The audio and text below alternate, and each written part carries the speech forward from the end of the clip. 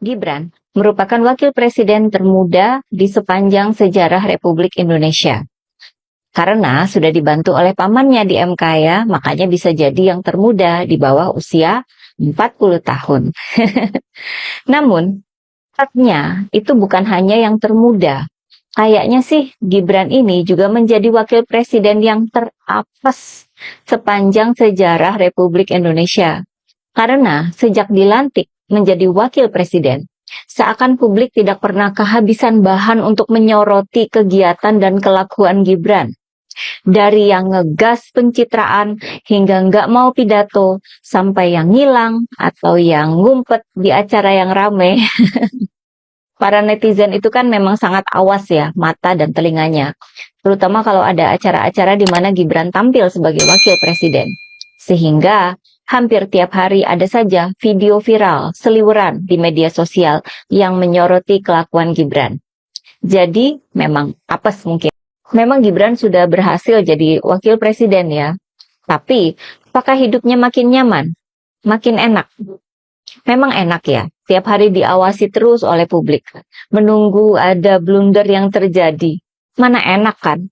Itu juga karena faktor dari diri Gibran sendiri. Bapaknya saja kan pernah bilang kalau Gibran itu belum cukup punya pengalaman untuk jadi wakil presiden. Jadi ya begitulah. Publik sepertinya bakal tidak akan kehabisan bahan untuk menyoroti atau mengkritik Gibran. Kenapa Gibran Misalnya, itu selalu menimbulkan satu kontroversi dan perbincangan yang relatif negatif ya? Ini tentu menyangkut dua hal. Pertama, sejak awal kelahirannya secara politik, terutama ketika proses kandidasi, penentuan calon wakil presiden, harus melalui satu proses politik yang cukup rumit dan menimbulkan polemik yang cukup ekstrim, yaitu melalui putusan MK 90, yang saat itu Gibran dinilai tidak memiliki cukup umur maju, tapi gara-gara putusan Mahkamah Konstitusi bisa maju, dan kemudian ada MK-MK dan seterusnya. Jadi proses kandidasi inilah yang kemudian menjadi trigger titik awal, bahwa ketika Gibran menjadi calon wakil presiden di Republik Indonesia, itu dinilai melalui satu proses yang tidak ajak dan tidak sesuai dengan etik demokratik yang selalu dipertentangkan, terutama oleh kelompok-kelompok kritis ya. Tentu yang kedua menyangkut bagaimana sikap politik Gibran, dan tentu saja sikap politik Jokowi saat itu yang masih jadi presiden, dianggap membangkang partai politiknya PDIP, yang saya kira sejak 23 tahun lamanya sudah besar dan tumbuh bersama dengan PDIP. Dua hal ini yang saya kira kemudian menjadi penegas kenapa persoalan Gibran Rakabuming Raka di setiap kegiatan dan aktivitas politiknya selalu menimbulkan kegaduhan, selalu menimbulkan kritik dan bahkan bully-bulian yang menurut saya cukup ekstrim. Jangan Nasi sudah anggap menjadi bubur. remeh Gibran. Percaya saya. Anda jangan anggap remeh Gibran. Kalau Anda tahu proses politik sampai Gibran itu muncul, ya, itu butuh campur tangan Allah Subhanahu wa Ta'ala.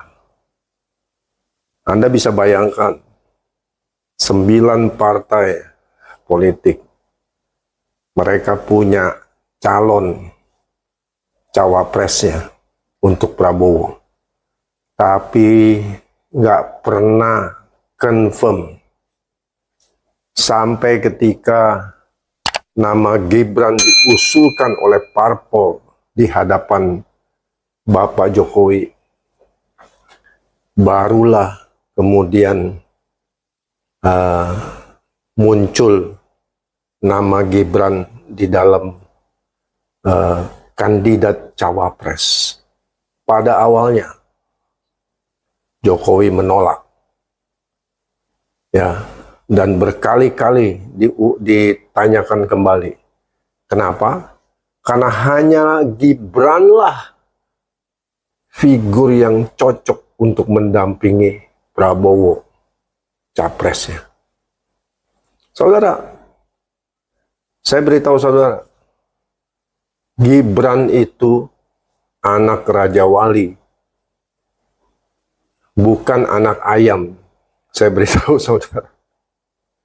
Jadi kalau hari ini banyak orang meremehkan Gibran, sang anak Raja Wali yang sekarang sudah dewasa menjadi Raja Wali. Anda meremehkan intelektualnya, ketegasannya, ya, secara lugas menjawab. Anda lihat di acara Najwa Shihab, di acara dialog para capres, ya, terlihat percaya diri. Kenapa? Ya anak Raja Wali, saudara. Anda nggak bisa bedakan dong, nggak bisa samakan dong dengan anak ayam. Mengatakan bahwa jangan anggap remeh Gibran. Kenapa? Karena Gibran itu putra, ya, pertama, putra sulung dari Jokowi. Ya, Gibran itu punya pikiran sendiri. Tidak bisa sembarang orang lain ngatur-ngatur dirinya. Saudara perhatikan, dia sangat independen untuk menyatakan pendapat-pendapatnya. Dan saya yakin Gibran adalah calon pemimpin di masa depan yang luar biasa. Indonesia harus bangga, bangsa ini harus bangga mendapatkan keberkahan adanya Gibran yang akan datang menjadi pemimpin.